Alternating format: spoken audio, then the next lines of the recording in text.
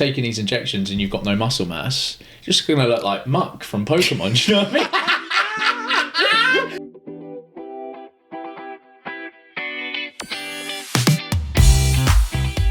Welcome back to Confessions of a PT. In this week's episode, we're going to be speaking about the weight loss injections. What are they? What do they do? And should you be taking them? So introducing my good friend, Mr. Matt Cow. How are you, my son? I'm very well, thanks, mate. How are you doing? So weight loss injections, mate. Do you want to sort of elaborate on what you sort of know about and what your thoughts?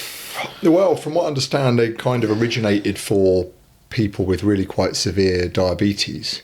And it's kind of trickled down into more of a mainstream idea of people that are obese, morbidly obese, very overweight, using them as I mean it in the nicest possible way, a shortcut to looking differently. I think a lot of people are using them. It seems like the joke I made the other day was, like when you're 11, you think that the only person that does cocaine is like the baddest person in your town and Tony Montana, and then you realise that actually everyone's on it. It's a bit like that with the weight loss injections. A lot of people are maybe not advertising it, but they are doing it. I mean, I'm slightly concerned, I suppose, by the medium to long-term data not being there, which time will tell. I'm sure we'll talk about what it means for like the fitness side of things, but what are your thoughts?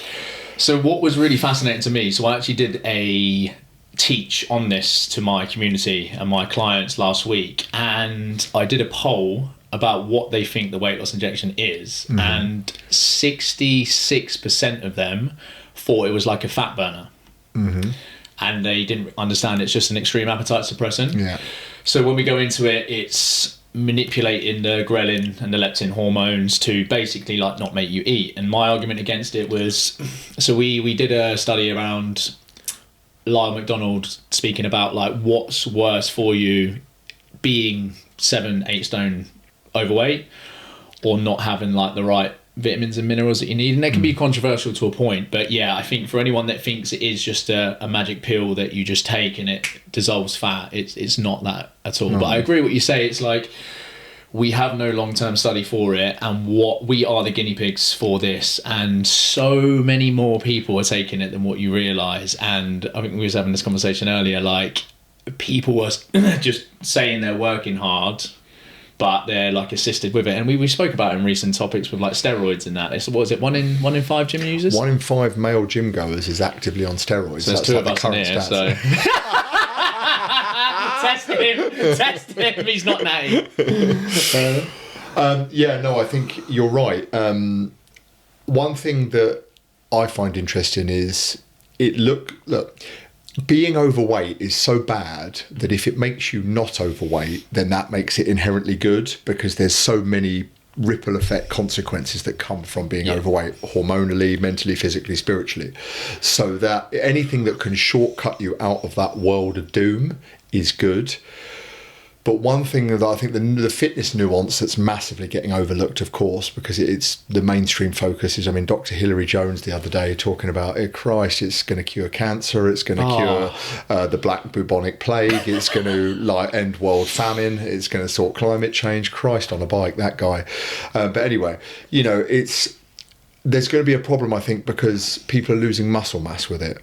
And like I always say, if you could buy muscle, it would cost you billions of pounds. It's that important for the way the body thrives, and you can't manufacture or replicate that in a way like having muscle tissue on the body. So if that's going to diminish because the overall mass of the human is being reduced, then there's a consequence for that. There's a price to be paid for that, definitely. And I did hear that some GPs were prescribing resistance-based exercises with it. Like, you can have it, but you've got to do 10 squats and 10 press-ups. You can see people, all right. Well, a bit like how physios prescribe it, like rotator cuff exercises that no one ever does and stuff. You can see that just falling on deaf ears, because in the nicest possible way, the person that's trying it wants to take the path of least resistance to get the result fastest. So if they ignore that part of it, that's going to be a problem. Yeah. And this is what Lyle McDonald was saying around, it's going to be here to stay, so there's no getting away with it. It's just like the recent up and coming from like AI. If it was used in a way to assist rather than rely on, I think it would be so much better. And there's going to be people out there, and the way he put it, which was interesting, like people like myself and you live and breathe exercise. I love it. I've never been in a position where I haven't enjoyed wanting to exercise. But these people that have exhausted every avenue, like you can look at yourself in the mirror and see if you actually have. I've tried to go to the gym, I tried to get my steps in, X, Y, and Z, and genetics may play a part in that.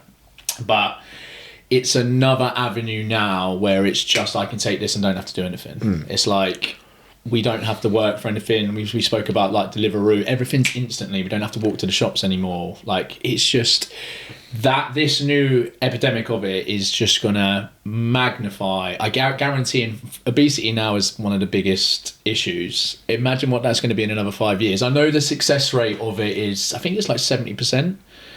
But there's still then going to be a 30%. I actually know 2 people that are taking it that it's not working for. So then where does that leave them? And I think... Sorry to butt in what way is it not working for them? So nothing's guaranteed with it. So even like they're on the highest dose. As in their body's not responding to it. And they're still just eating. So we said it's like an appetite suppressant. Yeah. So most people I know, from what I know about it, you start on like a specific dose.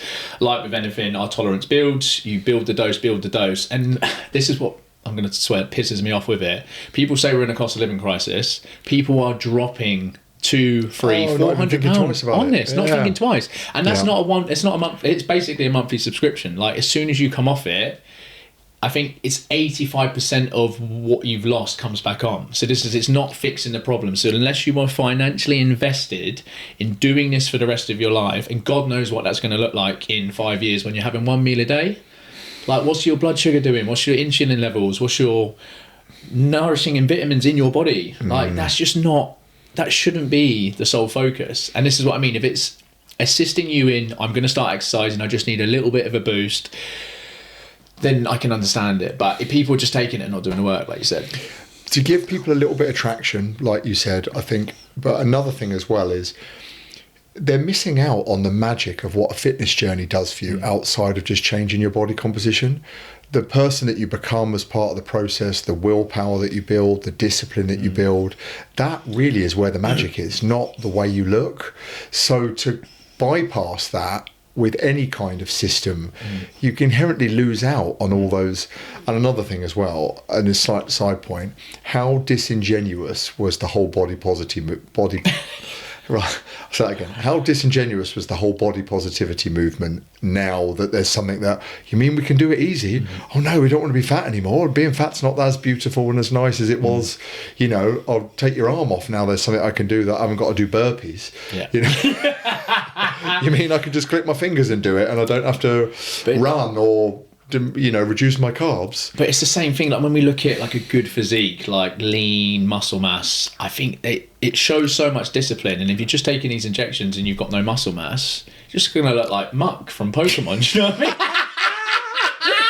Just an absolute blob. You're going to be skinny fat at best. 100%. And then everything from like all the sciencey stuff, like your bone density and that kind of thing. Like, what is it? There's some crazy stat about most people die from falling over because they haven't got the musculature and density to support themselves to stop the fall.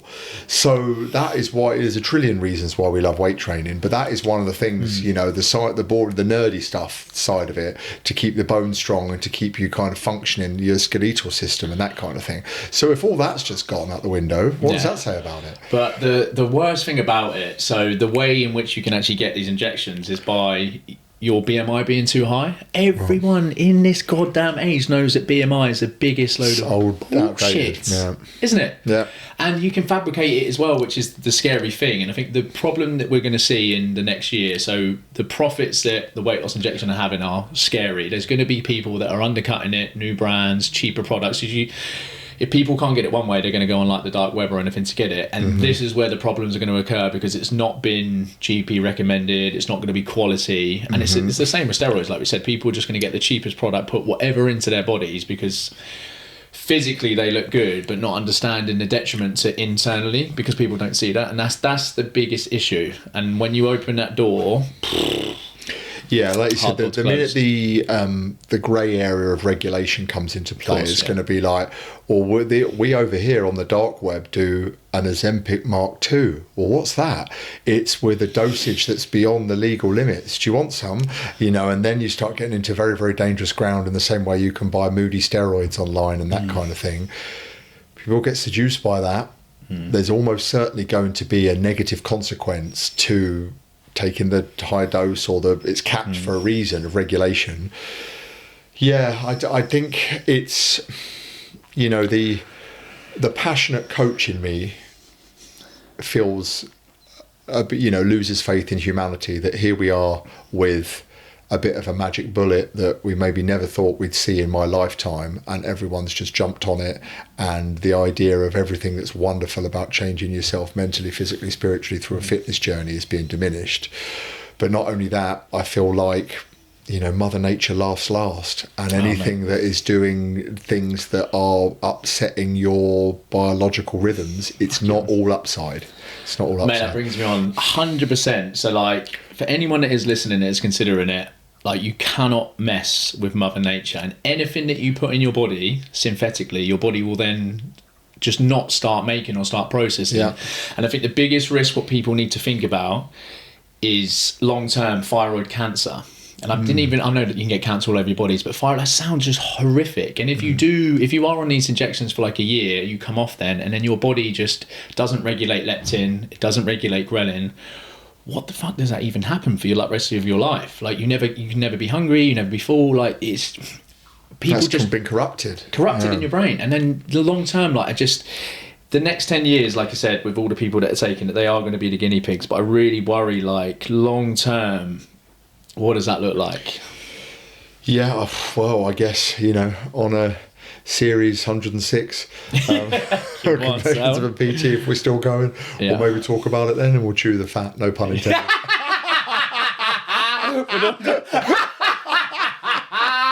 I'm up for another injection. Oh, well, on that note. Yeah. Thank you so much for watching. Make sure you watch, subscribe, and we'll see you next week for another episode.